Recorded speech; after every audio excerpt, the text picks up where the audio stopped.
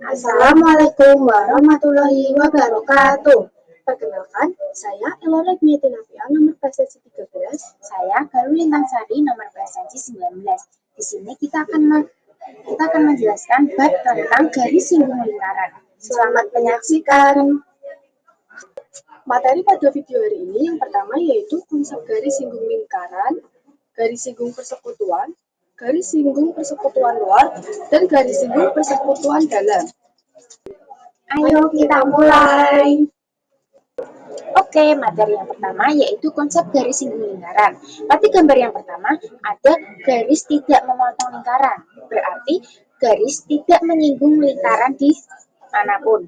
Dan yang kedua ada garis melewati lingkaran di salah satu titiknya, seperti gambar di tengah.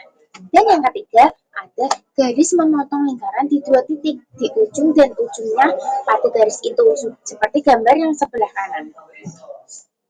Selanjutnya, ada definisi garis singgung dan titik singgung lingkaran. Garis yang melewati atau menyentuh sebuah lingkaran di satu titik disebut garis singgung. Dan titik pada lingkaran yang dilewati oleh garis singgung disebut titik singgung. Pusat lingkaran dan titik singgung. Ruas garis yang menghubungkan pusat lingkaran ke sebuah titik singgung juga merupakan jari-jari lingkaran. Jari-jari tersebut posisinya tegak lurus terhadap garis singgung yang bersangkutan. Contoh penerapan konsep garis singgung lingkaran. Rantai pada garis sepeda yang membuat sepeda bergerak saat dikayuh. Satelit komunikasi yang mengorbit bumi di lapisan atmosfer. Posisi satelit akan menentukan wilayah yang akan mendapat sinyal. Garis singgung persekutuan luar. Garis singgung persekutuan luar menyinggung dua lingkaran di satu sisi yang sama. Contoh seperti gambar rantai sepeda seperti ini ya. Garis singgung persekutuan luar.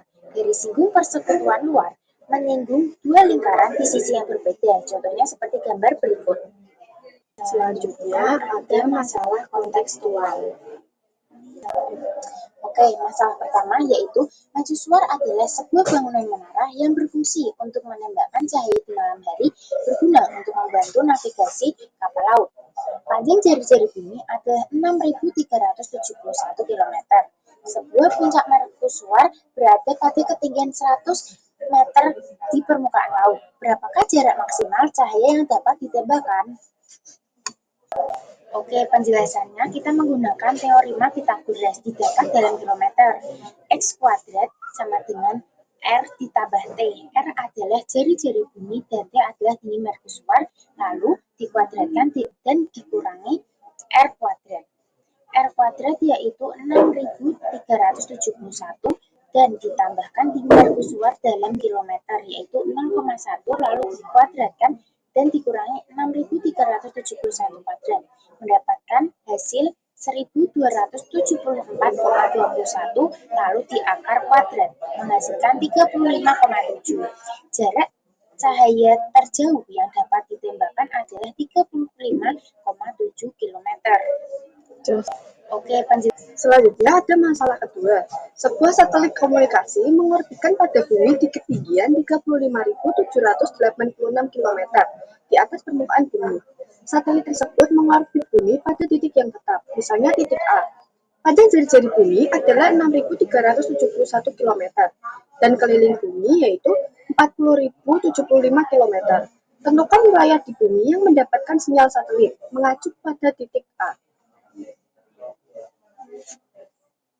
Selanjutnya ada masalah kedua. Sebuah satelit komunikasi mengorbitkan pada bumi di ketinggian 35.786 km di atas permukaan bumi. Satelit tersebut mengorbit bumi pada identifikasi. A adalah titik acuan di bumi, di mana satelit mengorbit secara tetap. A aksen adalah titik di atmosfer sejauh 35.786 km dari titik A. B adalah titik terjauh di bumi yang akan mendapatkan sinyal. A aksen B adalah panjang ruas garis singgung dari satelit ke permukaan bumi. Kita mencari panjang A aksen B dulu. A aksen B kuadrat sama dengan A aksen 0 kuadrat dikurangi 0B kuadrat sama dengan 42.157 kuadrat dikurangi 6.371 kuadrat yang menghasilkan 1.736.623.8. A aksen B sama dengan di akar hasilnya tadi dan menghasilkan 41.672,8. Panjang garis singgung A aksen B adalah 41.672,8 km. Mencari panjang busur AB. Kos sudut A aksen 0B sama dengan 6.371 dibagi 42.157 dan menghasilkan 0,151. Menggunakan sifat trigonometri didapat sudut A aksen 0B sama dengan 81,31 derajat. Perbandingan busur dan keliling. 81,31 derajat dibagi 360 derajat sama dengan AB per 40.075. AB sama dengan 9.051,4. Panjang busur AB adalah 9.051,4 km.